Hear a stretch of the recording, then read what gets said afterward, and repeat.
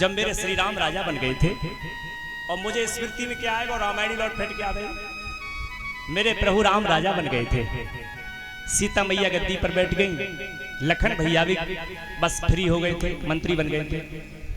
तो एक दिन जनक की पत्नी सुनैना कहने लगी, स्वामी सुनते नहीं हो क्या है, हमारे बड़े दामाद राजा बन गए अब तो 14 वर्ष के बाद में, तो हमारा मन करता है कि उनको नौतो कर दें पे घर पे भोजन करवाए दें। तो सुनैना कहने लगी ठीक है। जनक ने कहा ठीक है, दामाद हमारे राजा बन गए तो दामाद को चिट्ठी लिख दो। लेकिन जनक कहने लगे कि दामाद को चिट्ठी लिखियो, लेकिन दामाद और बड़ी बेटी आवे खाली, और काऊ चिट्ठी मत लिख दियो। और माता भाई बंद गौर से सुनियो, सुनैना की चिट्ठी गई राम जी और राम जी की पत्नी सीता जी के लिए, और चिट्ठी जिस समय गई उस समय दरबार लगा हुआ था।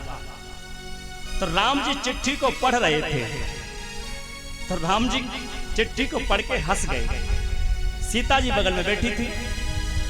सीता जी ने कहा स्वामी ये चिट्ठी कहां से आई है जो आप हंस रहे हो? देवी आपके मायके से आई है, हमारे लिए निमंत्रण आया है भोजन का। तो क्या मेरा नाम नहीं है? कि आपको नाम तो है लेकिन तीसरे को नाम ना है। और लक्ष्मण बगल में ही खड़े थे।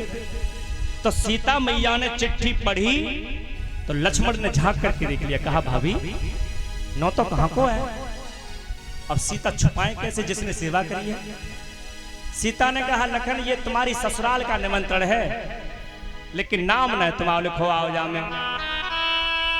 लक्ष्मण कहने लगे भाभी मायका तो तुम्हारा ही है, मेरा नाम कैसे करके लिख ले, चूंकि इतनी तो लड़की की चलती है मायके में। तो सीता जी ने चुपके से कहा कि देखो तुम्हारे भैया को पता ना पड़े, तुम अपना नाम चिट्ठी में लिख लो। लक्ष्मण जी ने चिट्ठी ली और पढ़ के लिखने ही वाले थे, तब तक लक्ष्मण के बगल में एक और खड़े हैं हनुमान जी, उझक उझक के देख रहे चिट्ठी में क्या लिखो जा रहा है। और लक्ष्मण जी ने जैसे ही अपना नाम बढ़ाओ तब तक हनुमान जी बोले क्या बढ़ा रहे हो? तो लक्ष्मण जी बोले कुछ ना अरे बताओ क्या बढ़ा रहे हो? कि चिट्ठी आई है नौ तो आओ जनकपुरी से मैं अपना नाम लिख रहा हूं। हनुमान जी बोले लक्ष्मण भैया तुम्हारे पैर छू, मेरा नाम और लिख लो चिट्ठी में कैसे?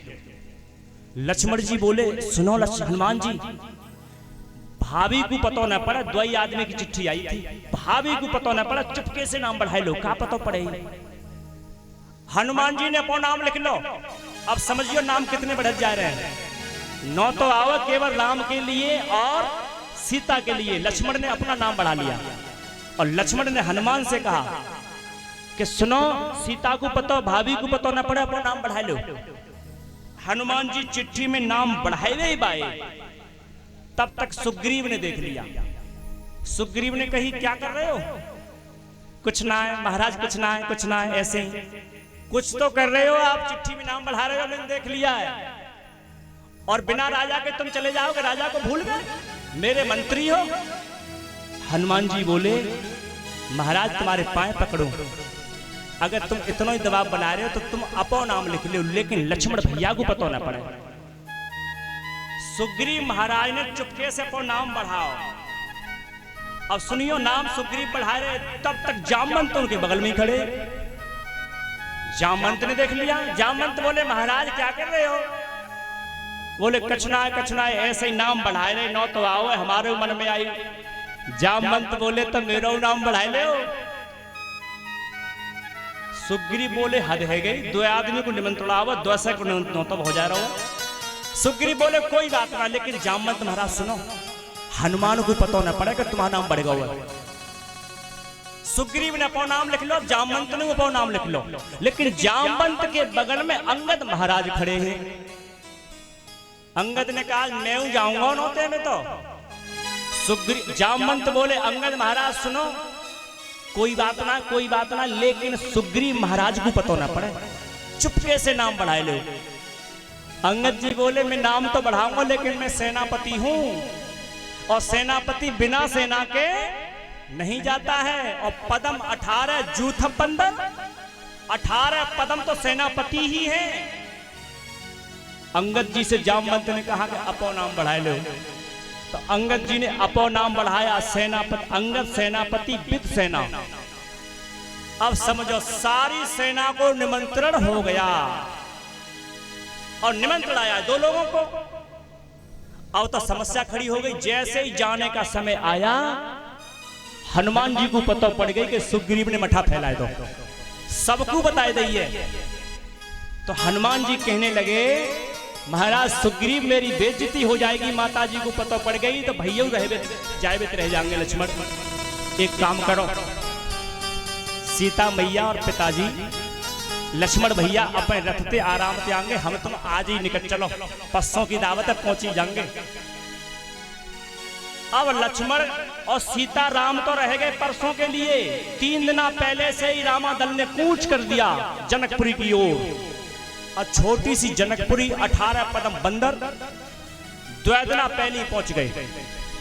अब हनुमंत लाल जी ने कहा महाराज सुग्रीव महाराज जनक से मत मिलना, क्योंकि कार्ड ना है हमारे पास में, इसलिए आस पास ही चुंग लो। अब बंदर पेड़ों पर चढ़ गए। अब एक बंदर हो तो एक फल खावे, नगला सेवा वाले जानते हैं कि बंदर जगह में घुस जा में तामे चौपट मामलो है जावे। जनक महाराज ने छत पर चढ़ के कहा सुनैना से कि सुनैना लाओ नगर को देखभाल अट्टालिका पर चढ़ के कर ले। तो शाम को जनक जैसे ही पेड़ों पर चढ़े, अट्टालिका पर चढ़े, तो जिधर को भी देखे उधर पेड़ों पर बंदर ही बंदर दिखाई दे। जनक कहने लगे सुनैना मोकू ऐसा लगे कि दामाद जी की सेना आएगी। सुनैना ने कहा तुमने चिट्ठी में दामाद को न तो दो कि पूरी सेना को, कि मैंने दामाद और बेटी को दिया था खाली, और ये बड़े बड़े बंदर दिखाई दे रहे हैं जनकपुरी के बंदर ना है, ये बड़े बड़े पेट के घूम रहे हैं, ये हमारे यहाँ के ना है। जनक समझ गए कि रामा दल की राम की सेना आ गई है, मेरे दामाद की बेइज्जती हो जाएगी, इसलिए हलवाई बढ़ा दिए जाएं। सेनापतियों को अपने सचिवों को बुलाया गया। सचिवों से कहा सचिव हमारे नगर में जितने भी हलवाई हैं बढ़ा दो। अब हलवाई चढ़ने लगे, 2 दिन पहले से बढ़ गए। राजा थे जनक।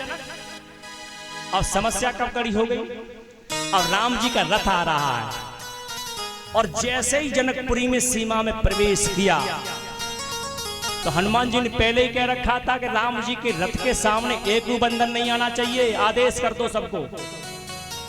तो छोटे छोटे बंदर तो सब दुबकत जा रहे, लेकिन हनुमान तो बड़े बंदर एक छोटे से पेड़ के पास में खड़े थे। तब तक राम को रथवाएगा, और राम जी को रथवाओ तो पेड़ के नीचे खुद तो मुंह दुबका लो, लेकिन पूंछ बाल लटक रही। राम जी बोले सीता ये पूंछ जानी पहचानी सी लग रही है मोको। सीता बोली तुमने तो दूर से देखी हुई, मैंने तो जाके पूंछ हाथ में पकड़ के देखी है। जब लंका में आग लगा के आया था तब मैंने देखी थी हाथ में पकड़ के कि मेरे बेटे की पूंछ जल गई है या बच गई है। ये देखो मुंह दुबका रहा है भीतर को, ये कोई और बंदर नहीं है, मेरा बेटा हनुमान है। राम जी ने कहा हनुमान। हनुमान ने समझा वो देख ही ना पाओ, मुंह दुबका बैठे, पूंछ बाल लटक रही है। अरे हनुमान बाहर निकल गया, मैंने तो को देख लो, तेरी पूंछ बाल तक जा रही है। हनुमान चुपके से बाहर खड़े हो गए, प्रभु क्षमा करियो, मैं तुमको बिना बताए आएगा। राम जी की आंखें लाल हो गई। राम जी कुछ बोलना चाहते थे, तब तक सीता ने कहा सुनो जी ससुराल हो तुम आई, ये मेरा बेटा है और बाकी नंसार है, और नंसार में बेटा बिना नौते के आ सके। राम जी ने कहा आई गए तो निकल आओ, रथ पे आ जाओ। हनुमान जी बोले प्रभु अकेले आ जाओ तो और नु बुला ले, रथ पे और नु बुला ले। राम जी बोले और कितने आए?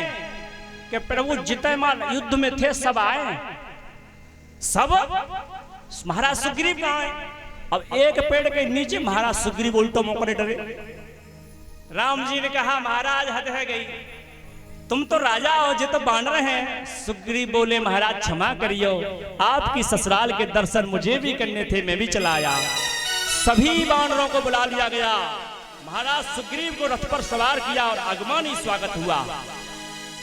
लेकिन राम जी को चिंता इस बात की खाई जा रही कि ससुराल में 10 किलो आटो सको हो, 10 किलो आटो सको हो, दावत छोटी है रही है, लेकिन यहाँ तो 10 कुंतल चाहिए इकट्ठो ताऊ तिपालना पड़ेगी। बेइज्जती है जाई ससुराल में हमारी। जनक से कहा महाराज जनक मेरी आरती बाद में करना, प्रबंध भंडारे का करो क्योंकि मेरा दल आ चुका है पूरा। महाराज जनक ने कहा दामाद जी चिंता ना करो, ये आज के नहीं आए, ये 3 दिन पहले के आ गए। मेरे आम के बाग के आम उखाए गए, पत्ता उखाए गए, कुछ ना छोड़ो। स्वागत हुआ। और भक्तों बड़ी हास्य कथा है मेरे बजरंगबली की कि श्री राम ने जब दावत का समय आया उस समय आम पक रहे थे, जनकपुरी के आम मशहूर थे। तो राम जी ने बजरंगबली से कहा बजरंगी सुनो, तुम बानरों को दावत खाने की अकल नहीं होती है, इसीलिए जैसे मैं खाऊं वैसे ही खाइयो, वो देख देख के खाइयो। इसीलिए हनुमान तुझे मेरे बगल में बैठना है। हनुमान कहने लगे बस प्रभु समझ गो ना वो कैसे बैठना समझ गो। राम जी बैठे पत्तल पर, हनुमान बैठा ले बगल में।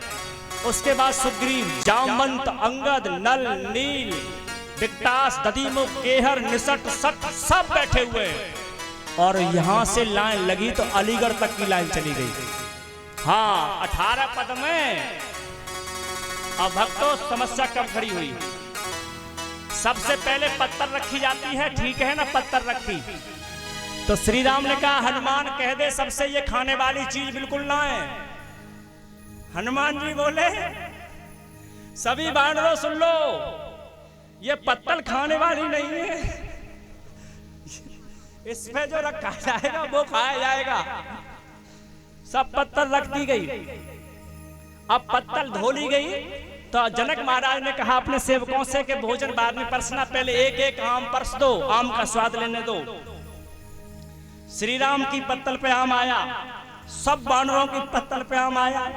अब आप जानो बंदर के सामने आम आ जावे तो मुंह में पानी ना चलेगा का? बाजे बाजे बंदर की तो नियति सावधान ना आई, खाई जा रहे बाबू। तब तक श्री राम ने कहा कह दो जैसे मैं खाऊं वैसे खाना है। हनुमान ने आवाज लगाई सुनो सुनो, जैसे मैं खाऊं वैसे ही तुम सबको खाना है। अंगद जी बोले चिंता मत करो हम समझ गए, बिल्कुल समझ गए। अब राम जी को देख रहे हैं हनुमान जी कैसे खाना है। अब देखो आम कैसे खाओ जावे। राम जी ने, आम तो आज है ही नहीं, राम जी ने आम लिया, हनुमान से कहा हनुमान देख ले आम को इस तरह से लेते हैं, ऊपर से जो होता है उसका डंठल उसको हटाते हैं, देख ऐसे हटाते हैं। हाँ प्रभु मैं समझ गया, ऐसे हटाते हैं, हटा दिया। और राम जी ने कहा इसमें ताकत लगाते हैं, तो राम जी ने ताकत लगाई और थोड़ा सा जूस निकला ऊपर, तो राम जी ने कहा ऐसे पीते हैं। बजरंगबली बोले प्रभु अब तुम खाओ, मैं पूरा पूरा समझ गो, लेकिन जिन पूछ पाई ताकत कितनी लगानी है दवाई हुए में। हनुमंत लाल जी तो ताकत के सम्राट हैं, जैसे ही आम को ताकत लगाई छिलका रह गो हाथ में, आकाश में चली गई गुठली। राम जी के भक्त बगल में बैठे हुए हैं, गुठली आकाश में गई तो बजरंगबली ने सोचा कहीं गुठली गिर के मेरे प्रभु के ऊपर ना जाए। उसी समय श्री राम का उद्घोष किया और आकाश में छलांग लगा दी और जाकर के मुंह में गुठली को ले लिया। और नीचे आए तो सुग्रीव को बताते, तब तक सुग्रीव ने समझ लिया कि ऐसे ही खाते हैं। सुग्रीव भी यही समझ गए क्योंकि पहले बोल चुके थे। सुग्रीव ने भी ताकत लगाई, 60,000 हाथी की ताकत है सुग्रीव के अंदर। जैसे ही ताकत लगाई तो बजरंगबली नीचे धड़ाम गिरे, तब तक जय श्री राम कह के सुग्रीव ऊपर को। अब तो एक ऊपर से नीचे आवे तब तक तीसरे ऊपर को चलो जावे, धाड़ पाड़ होने लगी। श्री राम कहने लगे हनुमान तेने तो मेरी नाक ही कटाई दी, मेरी ससुराल में आके इतनी बेइज्जती, ये कौन सी खाने की तरकीब है। बोले प्रभु क्षमा करियो, मैंने तो ये तो देख लिया था कि ऐसे खाते हैं, लेकिन ये तुमने न बताई कि ताकत कितनी लगाते हैं। और मैं बगल वाले को बताता हूं, ऊपर से पहले नीचे आता तब तो बताता हूं, लेकिन बाद में ऊपर से नीचे आंदो ना तब तक तो ऊपर चला गो। श्री राम आग बबूला हो गए, तब तक सीता मैया आ गई। सीता ने कहा प्रभु सुनो, ये मेरी संतान है और संतान तो ननिहाल में ऊधम ही करती है, अगर ऊधम न करे तो भांजे कैसे हैं। ये तो सभी ऐसे ही हैं, मेरे प्रभु के सखा भी ऐसे हैं, ऐसे ही मेरे श्री राम कृष्ण के सखा हैं।